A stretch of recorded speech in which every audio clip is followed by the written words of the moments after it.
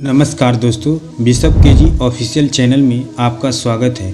आज हम बात करने वाले हैं दानवीर कर्ण के बारे में। कैसे दानवीर कर्ण सूर्यपुत्र कहलाया और इनकी मृत्यु के समय मात्र इसे 1 इंच का ज़मीन ही नसीब क्यों हुआ था, तो इसके बारे में पूरी विस्तार से जानेंगे।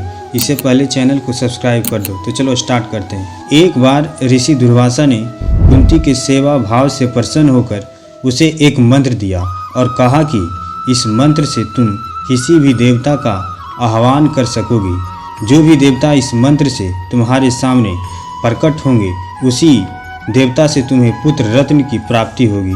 तब कुंती ने सोचा कि ऐसा कैसे हो सकता है। उसे बड़ा ही आश्चर्य हुआ और वह एकांत में छुपकर उसी मंत्र का उच्चारण करने लगी और सूर्यदेव का आह्वान किया। तब सूर्यदेव कुंती के समक्ष प्रकट हुए और उनके तेज से कुंती ने गर्भ धारण किया और एक बालक उत्पन्न हुआ। उसी बालक का नाम कर्ण था। कर्ण ने जन्म से ही तेजस्वी कुंडल और कवच धारण किए हुए थे। कुंती कुमारी थी तो समाज में कलंक और बदनामी के भय से उसने कर्ण को टोकरी में छिपाकर नदी में बहा दिया था। इस प्रकार सूर्य के तेज से उत्पन्न होने के कारण कर्ण को सूर्यपुत्र कहा जाता है। बाद में गंगा किनारे हस्तिनापुर के सारथी अधिरथ को कर्ण मिला और वह उस बालक को अपने घर ले गया। कर्ण को अधिरथ की पत्नी राधा ने पाला, इसलिए कर्ण को राधे भी कहते हैं। कुंती सूर्यपुत्र कर्ण को महाभारत का एक महत्वपूर्ण योद्धा माना जाता है। कर्ण के धर्म पिता तो पांडु थे, लेकिन पालक पिता अधिरथ और पालक माता राधा थी। कर्ण दानवीर के रूप में प्रसिद्ध थे। उन्होंने अपने कवच कुंडल दान में दिए और अंतिम समय में सोने का दांत भी दे दिया था। भगवान कृष्ण ने अर्जुन को यही उपदेश दिया था कि दान करते वक्त मन में अगर कोई भी भावना हो कि किए गए दान का खास फल प्राप्त होगा कि नहीं, तो दान करने का पुण्य फल नहीं मिलता और दान करना निष्फल हो जाता है। अपनी दानवीरता का असली परिचय उन्होंने अपने कवच और कुंडल दान करते वक्त दिया।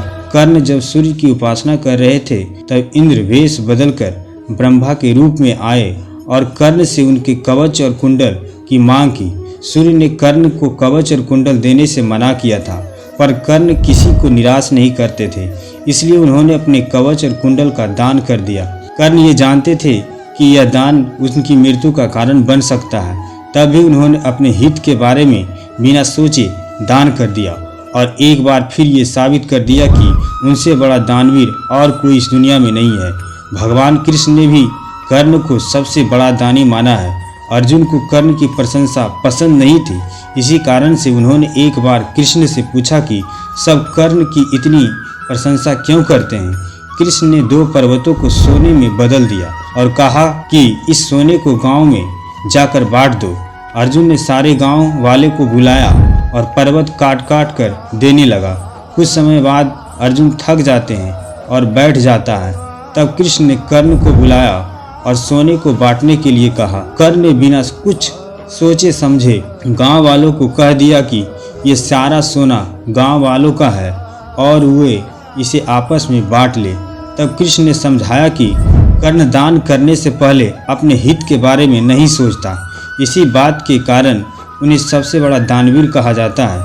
इस महावीर कर्ण की मृत्यु महाभारत युद्ध के 17वें दिन हुई थी। ऐसी मान्यता है कि मौत के बाद कर्ण की वीरता और दानवीरता से प्रसन्न होकर भगवान कृष्ण ने उनके जीवन के अंतिम क्षणों में एक वरदान मांगने को कहा था। कर्ण ने उनसे ऐसी भूमि पर अपना अंतिम संस्कार किए जाने की इच्छा जताई थी जहां पहले कभी किसी का अंतिम संस्कार न हुआ हो। मान्यता है कि भगवान को पूरी पृथ्वी पर भूमि का कोई ऐसा टुकड़ा नहीं मिला जहां पहले किसी व्यक्ति का दाह संस्कार न हुआ हो। काफ़ी तलाशने के बाद उन्हें केवल सूरत शहर में ताप्ती नदी के किनारे 1 इंच जमीन ही मिली, जहां पहले कभी किसी का शवदाह नहीं हुआ था।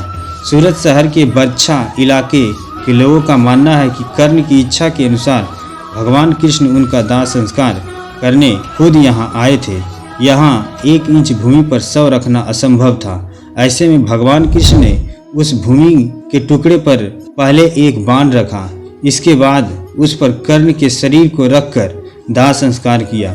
इस जगह को अब लोग तुलसी बड़ी मंदिर के रूप में पहचानते हैं। थैंक यू दोस्तों, कैसा लगा वीडियो? हाँ, जाते जाते चैनल को सब्सक्राइब करके जाना।